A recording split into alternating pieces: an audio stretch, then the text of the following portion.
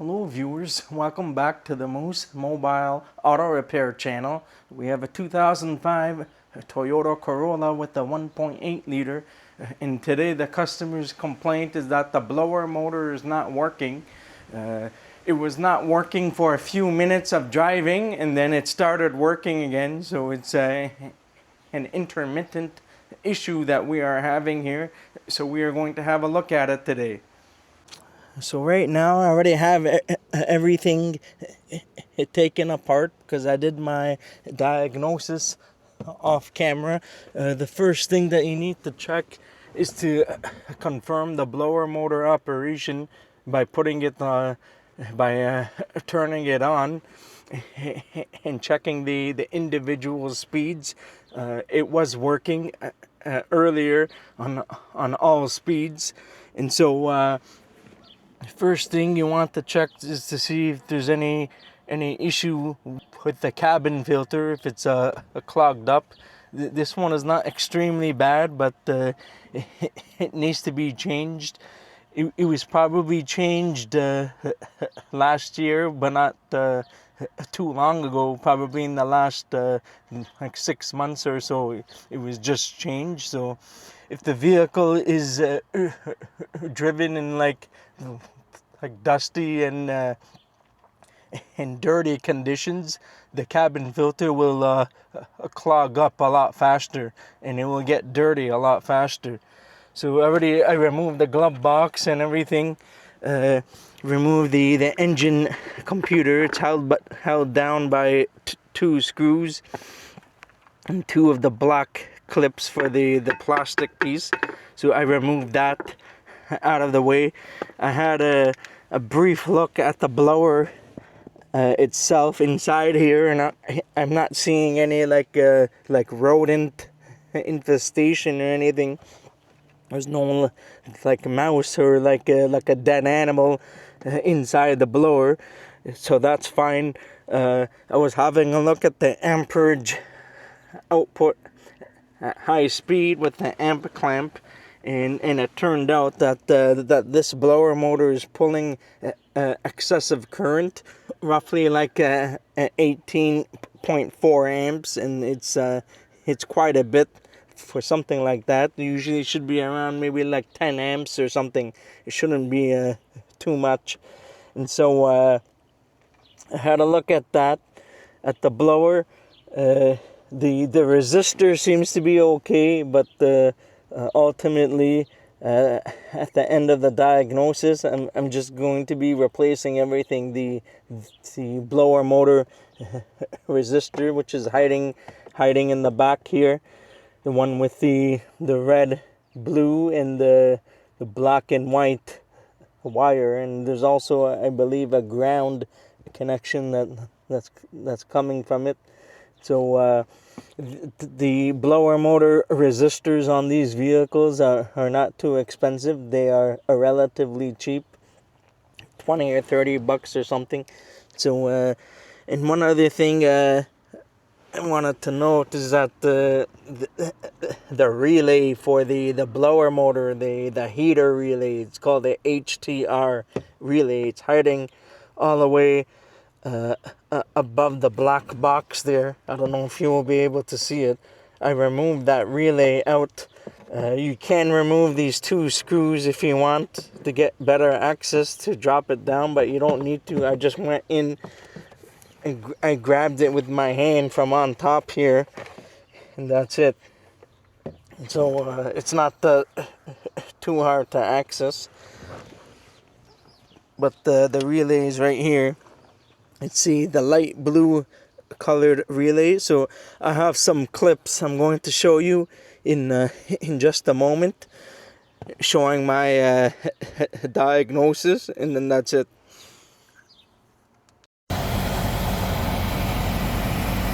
So right now you can see the blower is putting out 18.3, 18.4 DC amps, and that's too much.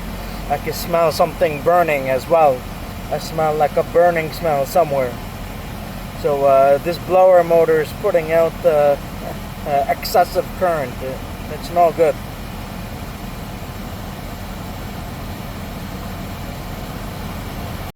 The AC is on high speed, so the blower's on high, so it's putting out about 18 amps earlier, 18.3, 18.4 DC amps, and that's a little bit too much for something like this. And the other thing that we have to check on this is the HTR relay, the heater relay, which is located above here. It's hiding in the corner. It's the light blue colored relay, so we need to take that out. I think you may be able to drop this box down slightly with these two bolts to get it out of the way, so you have some access there. So I fabricated something to make this relay work, because this is a proprietary type of relay. It does not fit on the standard relay sockets. So I'm using the ES, the number 194 relay body. This puts a 7 amp load on the relay, and I tested it off camera just now, and it failed. So I think we are going to be replacing this relay, but also I'm going to open this up and see if there's any burnt contacts inside here. So I fabricated something to make this work. It's a 5-pin relay, so I just had to make something here to make it up. I'm just using some of the probes in the jumper leads and pins and stuff like that, and some stuff I made, like the wires and stuff. So I'm going to test it again.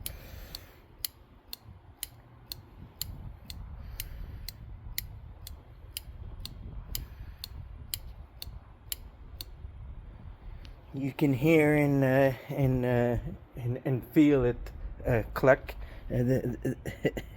This is amber, so amber means to proceed with caution. So it's pretty much on the borderline of failing. So this relay is weak. It's no good. We are most likely going to be replacing everything: the relay, the blower motor, and the resistor, all at the same time, because everything works together. So we are going to be replacing everything on this.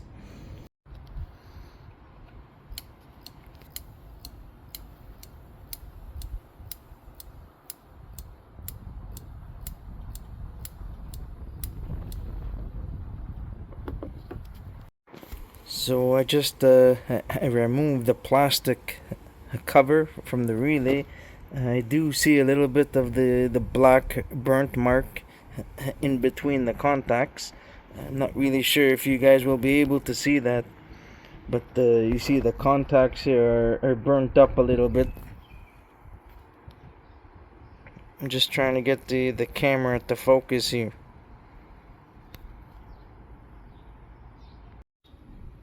So if you look closely,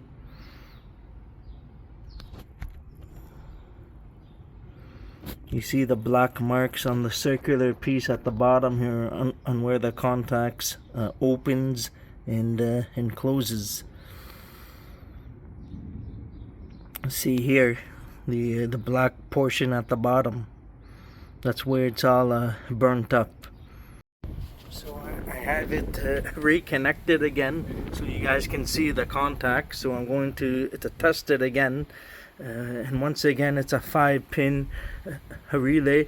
The one thing that you need to make sure of is that you need to make sure that everything is connected properly, so that it has a full contact on the pins. So anyways, I'm going to test it again.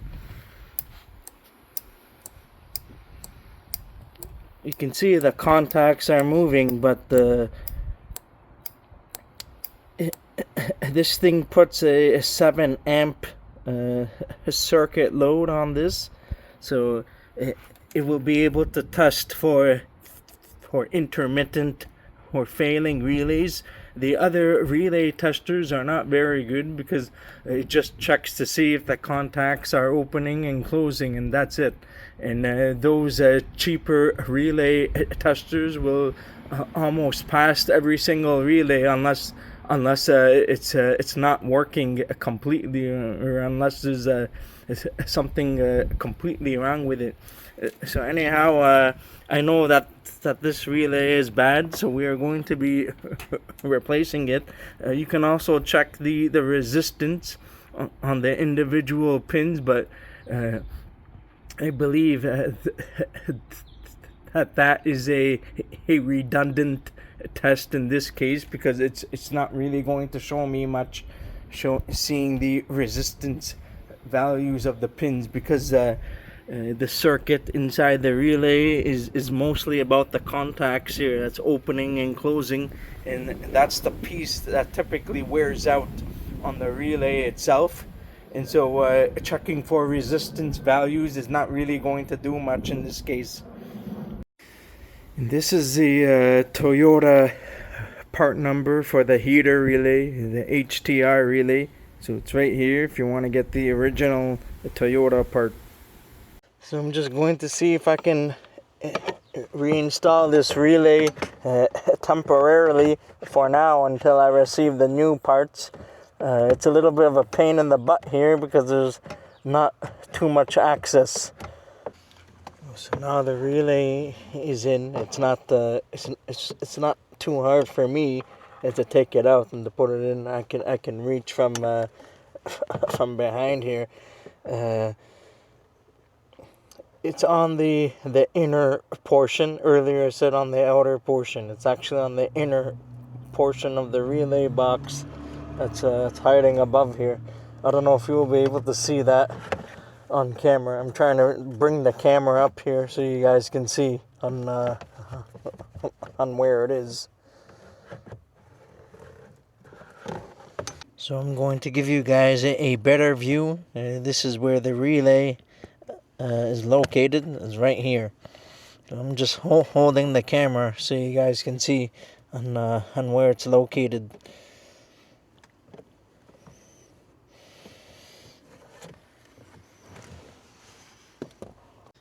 So now I'm just going to reinstall everything back because I still have to have the parts ordered. I might use maybe an aftermarket blower motor and the resistor, but the relay, it may be difficult to find, but I have to see on what's available. So I just need to put the main computer back, the engine control module computer, because this has to be taken out of the way to get access to the blower motor. So now I'm just going to remove my amp clamp off of the wire. I think it was just like a 2-pin wire connector. So I'm going to turn that off, get that out of the way. We need to reinstall the cabin filter. I'm going to put a new one afterwards. I'll have to make a separate video for next time. So reinstall the cabin filter for now. Airflow pointing in the downwards direction depending on what it says on the cabin filter. So reinstall that. And now we need to reinstall the engine computer back. One thing I forgot to mention earlier, I removed the 2 bolts for the relay box, but it didn't really do much really, so I'm going to reinstall those. So reinstall the 2 bolts, screws. They are 10 millimeters, and you can also use a Phillips if you want to take them out. And to reinstall them, you just need to put them on a hand tight, and that's good. So now I just need to reinstall the engine computer back. It's just a couple bolts and the clips for the plastic piece. So this needs to be inserted properly. This piece here needs to be inserted inside So when you install the engine computer, the back portion needs to be inside the housing in the back, so it's not slanted downwards. This needs to be inside a bit here, and it's secured by 2 bolts for the main brackets, and then you have 2 plastic clips. It's at the bottom that's holding down the plastic opening here.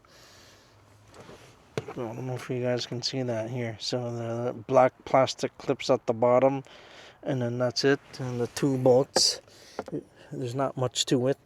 Just make sure that the computer is secure and not loose, and then that's going to be it. And then you just need to reinstall the glove box, and then that's it. This is not a full tutorial video. It's just to show you on what I did for the diagnosis. So that's it. The glove box is installed, and then that's it. The blower motor is still working for now, so I just need to get some parts for it to replace it. But it's on the verge of failure now, pretty much on its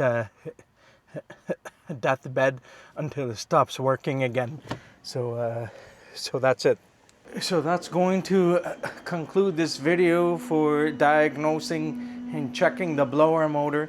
The blower motor is no good, and so it's drawing excessive current because the windings are worn out.